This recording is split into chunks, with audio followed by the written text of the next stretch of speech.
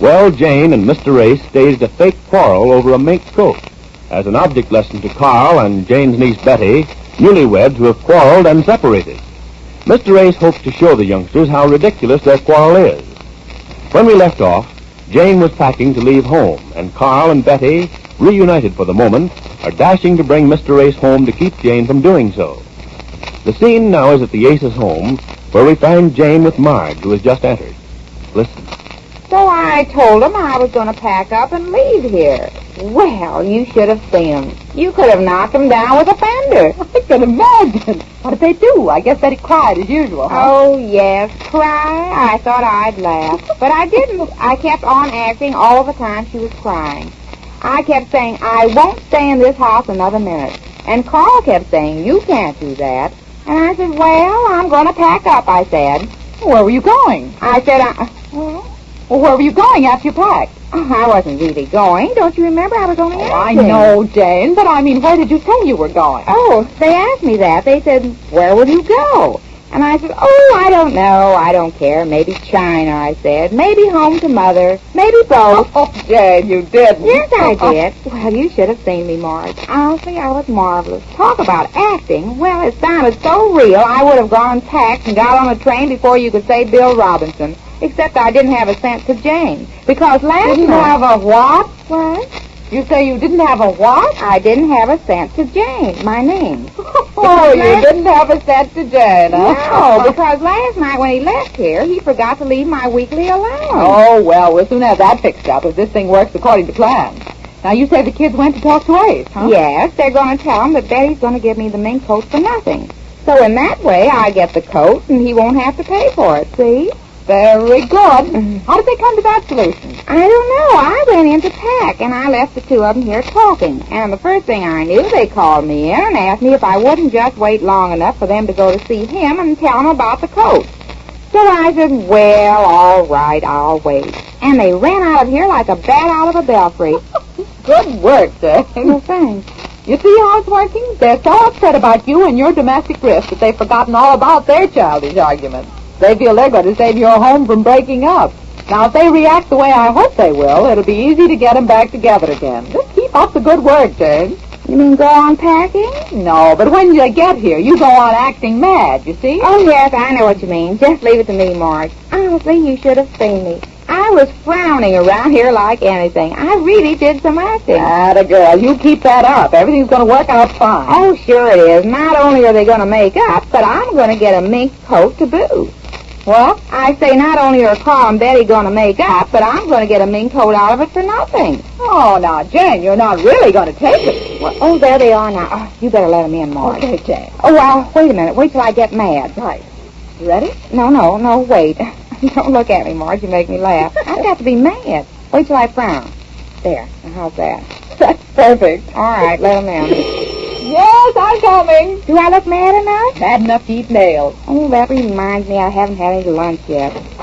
Well, what have we here? Hello, Maud. We got back as soon as we could. Where's Aunt Jane? She's here. Thank heaven.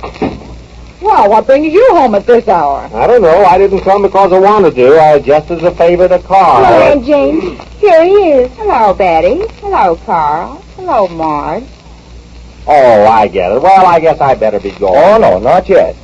We're going to have this out now once and for all. Aunt Jane, he doesn't believe it. Uncle Ace doesn't believe you said you'd stay if I gave you that mink coat. Yes, tell him you said you would. Well, I might. Might? Aunt Jane, you said you definitely would. You promised. Just a moment. May I inquire what's going on here? She said she'd give up this notion of leaving her husband if Betty gave her the mink coat. You see, the argument started when she wanted to buy the mink coat from Betty, and Mr. Ace said he couldn't afford it. Well, this way he doesn't have to buy it. We're giving it to her.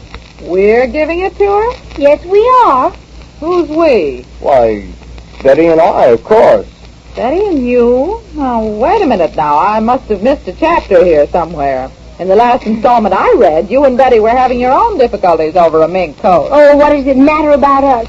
If only Aunt Jane and Uncle Ace will forget this ridiculous argument. Oh, so it's like that. Yes, now, Mrs. Ace, you know you said you'd stay if we gave you the coat.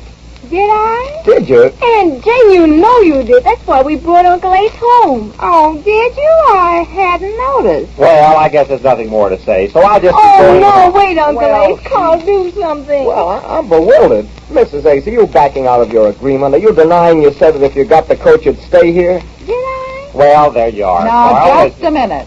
Jane, did you say that or didn't you? Well, maybe. You most certainly did. What do you mean, maybe? I mean, maybe I'll leave and maybe I won't. After all, there's something more to married life than just a mink coat, if you know what I mean. Right, Jane. Good. Thanks, Mark. Yes, after all, there's something more to married life than just a mink coat. How about a husband that leaves home last night and doesn't come back all night? That's the latest he ever stayed out. But he was with me, Mrs. Ace. Everything's all right. Well, a mink coat isn't everything. Yes, I realize that now when I see all this. Carl, you're not deserting me, are you? Well, what she says is true. Well, you're a fine pal. After I sacrifice my home for a principle as worthy as this, you make a statement like that. Well, I can't help I it. had high hopes for you. You were the kind of a man who stood for principle. You couldn't afford to buy your wife mink coat, so you felt she shouldn't have one. And now... I don't want a mink coat. I'm giving it to Aunt Jane. Oh, no, you're not. I can't afford any mink coats. But we're giving it to her. It won't cost you anything. Well, your uncle gave the coat to Betty. You didn't seem to like that. You were willing to wreck your whole married life all on account of a coat. And now you stand there and tell me I should let my wife have this coat. What? It just doesn't make sense. Look, I've learned a lot in the last day. Please, Mr. Ace, believe me, you'll be making the mistake of your life if you let this thing run on anymore. Take it from somebody that's been through it. Let her have the coat and come back to your home where you belong. Well, that's a pretty speech. It's not a speech. I mean it. Oh, you do? How much do you mean it? With all my heart and soul. Carl. Betty, honey. Oh, I've been so miserable. I know, sweetheart, and don't think I haven't. Have you really? I've missed you so much. Oh, Carl, kiss me. Sweetheart. Well, I'm going to pack up. Jane, you are not. Sit down. Well, how about the coat? Do I get it or not? It's all over, Well, Jane. congratulations, you two. Now you're talking. That's the spirit. Why didn't you do that the day you got back to town? You two certainly were a problem. Yes, it took all we could do to bring you two together again. May I say, Miss Race, that you were magnificent as the irate husband? Well, thank you, Miss Hale, and I assure you What that... is all this? Aren't you going to be surprised? Oh, were they only Do kidding? you mean to say that you were kidding us? Well, not exactly kidding you, We were but... trying to hold up a mirror for you to look into. You saw how ridiculous your aunt and uncle were fighting over a coat, and you realized how ridiculous Then you weren't really going to leave each other? Over a coat? Are you kidding? Well, I'll Young be- fella, you certainly said a mouthful when you said I was making the mistake of my life letting this silly fight run along. And over a ridiculous thing like a fur coat. That's the point we were trying to make. And it looks as if we certainly made it. Now, you two remember this for a long time, will you? And every time you have an argument, or even think you're going to have one, just remember this childish fight over a coat. And remember how close to wrecking your lives you came over nothing. Thanks, Uncle Ace. I'll remember. Okay. Now, Betty, you go on in there and get your things together and get into that coat that started this whole thing and go on over and let Mr. Neff know you're back in town. Will I? Oh, Uncle Ace, I'm the happiest girl in the world. I'll only be a minute, sweetheart. You want me to help you, honey? No, I'll manage. Goodbye for a minute, honey. Take this kiss, darling. I got it. Well, Well, I'm going to pack up. Oh, isn't that all? All right, Mrs. Barrymore, you can snap out of it now. It's all over. Oh, no, it's not. It may be all over for you, but how about my coat? Your what? You heard me, my coat. Jane, honey, it's been settled. Carl's taking Betty back, coat and all. Oh, yes? Well, he promised me that coat, and I'll get it, or his name's Maud. Who promised you any coat? You did. I promised you that mink coat? I said I wouldn't leave here if I got that coat, and Betty and Carl said I could have the coat if I stay. Now, wait just a minute. You've been carried away by this little act we've been putting on. It's all over, Jane. The kids have made up. Those kids have, but not us kids. Us kids? Marge, this is no time to laugh. You heard about the coat. I've been hearing nothing else for the past 2 weeks. Yes. Well, didn't I say I'd stay here if I got the coat? Yes, but you were just acting. I was acting about going away, but the coat part was not acting. And if I don't get the coat, I'm packing up. Packing up? Where are you going? Oh, I don't know. Maybe China. Maybe... China? What are you talking about? I'm talking about China. I'll go to Dresden. Oh, Dresden, China. Yes. I I don't see what you're laughing at, Marge. You heard all about the coat.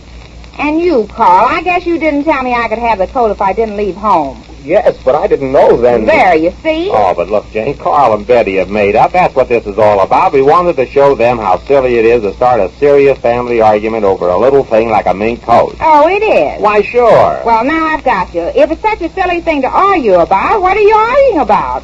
I'm not arguing. You are. Oh, yeah.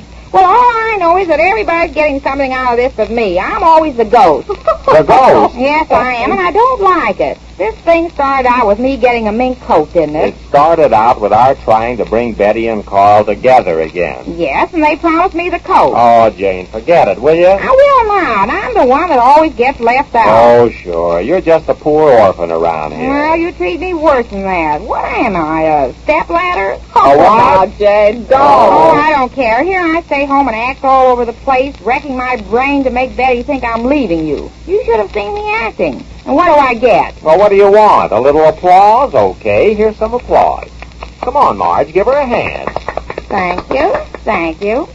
Well, I'm going to pack up. Oh, what's the use? I'm ready, Carl. Okay, honey, right with you. Oh, I'm so happy. Well, you have these good people to thank, Betty. Oh, I do. You know I do. You, Uncle Ace, and Marge, and Aunt Jane. Well, I can't express how grateful I am. I'll be forever indebted to you for showing me how childish I was.